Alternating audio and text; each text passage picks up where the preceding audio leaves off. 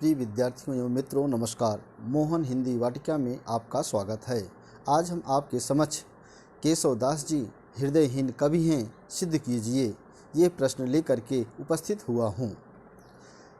केशवदास जी हिंदी साहित्य के प्रथम आचार्य हैं।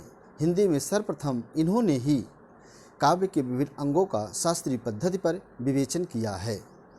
भले ही इन्होंने भाव पक्ष की अपेक्षा कला पक्ष की प्रधानता दी हो अपने काव्य में, और अपने पांडित्यपूर्ण प्रदर्शन के कारण केशव को कठिन काव्य का प्रेत भी कहा जाता है। किसी भी काव्य की उच्च कोटि होने का दो आधार है, एक पेषणीयता और दूसरा ग्रहणशीलता।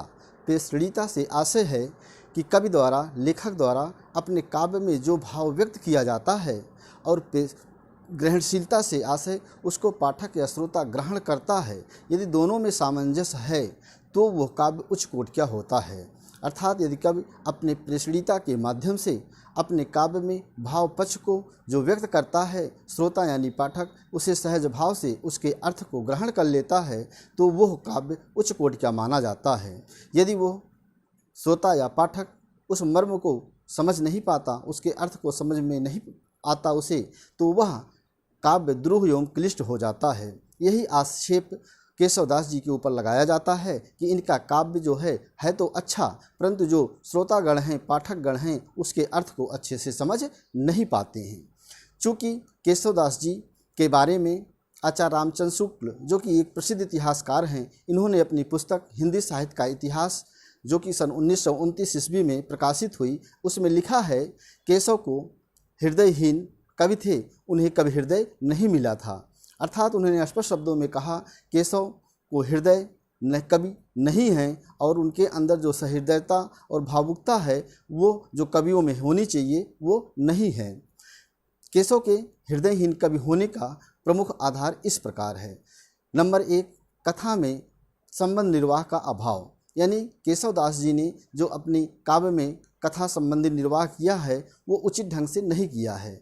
जैसे उन्होंने राम को कहीं कहीं पे उनके उपमा ठग से और कहीं उनको उल्लू से उपमा दे दी है। अतः इनके जो संबंध निर्वाह हैं उसमें इसका अभाव है। कहीं कहीं स्थानगत विशेषताओं का भी अभाव देखने को मिलता है, यानी इनके जो स्थान हैं जो उन्होंने चित्रित किया है उसमें दृश्यों का उचित स्थान नहीं प्रयोग किया है। और नंबर 3 कारण अगर मैं देखूं तो इनके जो काव्य हैं उसमें संस्कृत शब्दों की अधिकता है। चूँकि इनका जो परिवेश था वो संस्कृत भाषी परिवार के थे, इनके पूर्वज संस्कृत के प्रकार विद्वान थे। ऐसे समय में केशवदास जी के लिए संस्कृत के शब्दों का, तत्सम शब्दों का प्रयोग करके उसको चमत्कारपूर्ण, पांडित्यपूर्ण बनाने के कारण भी इनके काव्य में क्लिष्टता आ गई, इसलिए भी इनको हृदयहीन कवि कहा जाता है। इन्हों के बारे में कहा जाता है कि इनके कुल के लोग संस्कृत भाषा में बोलते थे, यहाँ तक कि भी इनके दास लोग, इनके तोते भी संस्कृत में बात करते थे। इस बारे में एक पंक्ति प्रसिद्ध है, भाषा बोली न जानहि जिनके कुल के दास, भाषा कवि भो मंदमति तेहि कुल केशवदास। यानी इनके कुल के जो दास थे वो भी संस्कृत भाषा में बात करते थे।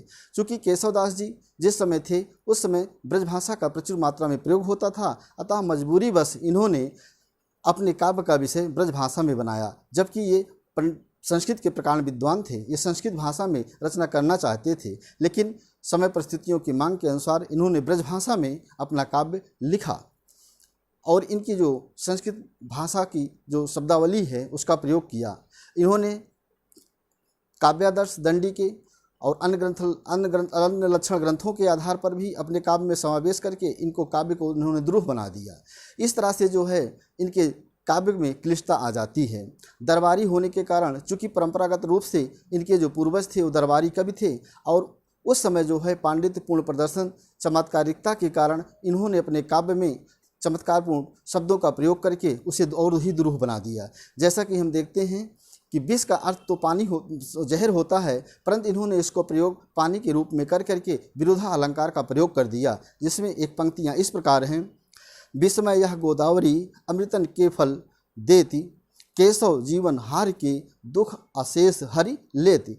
यानी जहाँ पे पानी का अर्थ होता है वहाँ इन्होंने विष को पानी के रूप में दिखा दिया, जबकि होता है अर्थ उसका जहर। इस प्रकार ने केशव ने अपने पांडित्यपूर्ण प्रदर्शन के कारण अपने शब्दों में जान डालने के कारण उन्होंने ऐसे ऐसे शब्दों का प्रयोग कर दिया जो कि वहाँ पे उचित नहीं था। और दरबारी होने के कारण इनको संवाद योजना बड़ी ही अच्छी थी। ये अपने समय के दरबार में जो संवाद होते थे उसको सुनते थे, उसको जानते थे, अतः इनकी संवाद योजना बड़ी ही अच्छी है। रामचंद्रिका में इन्होंने सीता और हनुमान जी का संवाद, राम रावण का संवाद आदि बड़े अच्छे ढंग से प्रस्तुत किया है। चूँकि केशवदास जी संस्कृत के प्रकांड विद्वान थे और इनकी भाषा में संस्कृत के शब्द जहाँ तहाँ आ ही जाते हैं, तद्भव शब्दों की अधिकता के कारण भी इनका काव्य बड़ा ही क्लिष्ट हो गया है। तो केशव को एक उच्च कोटि के विद्वान थे, निस्संदेह, इसमें कोई शक नहीं है। जैसा कि रामचंद्र शुक्ल जी ने कहा है कि केशव दास को एक हृदयहीन कवि थे, परंतु वे सूर्य तुलसी के बाद सबसे अच्छे कवि माने जाते हैं। उन्होंने सूर्य और तुलसी के बाद केशव जी को एक उच्च कोटि का कवि माना है। उनके बारे में एक प्रसिद्ध पंक्ति इस प्रकार है: सूर्य सूर्य तुलसी शशि उडगन केशव दास, अब के कवि खगोत सम जह तह कृत प्रकाश। अर्थात सूर्य सूर्य के समान हैं, तुलसी चंद्रमा के समान हैं और केशवदास जी तारों के समान हैं। और आजकल के जो कवि हैं वो केवल किसके समान हैं? जुगनू के समान हैं, जो जहाँ तहाँ थोड़ा बहुत प्रकाश करते रहते हैं। अर्थात रामचंद्र शुक्ल ने सूर्य तुलसी के बाद केशव जी को एक महत्वपूर्ण कवि के रूप में चित्रित किया है।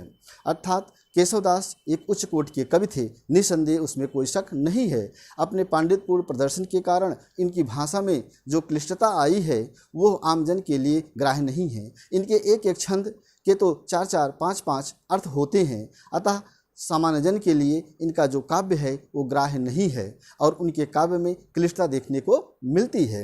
अतः हम कह सकते हैं कि केशवदास जी एक उच्च कोटि के श्रेष्ठ कवि हैं, जिनको हिंदी में प्रथम आचार्य के साथ साथ काव्यांग निरूपण के विभिन्न विवेचनाओं का वर्णन करने का श्रेय प्राप्त है। और केशवदास एक हृदयहीन कवि होते हुए भी एक उच्च कोटि के कवि हैं। धन्यवाद।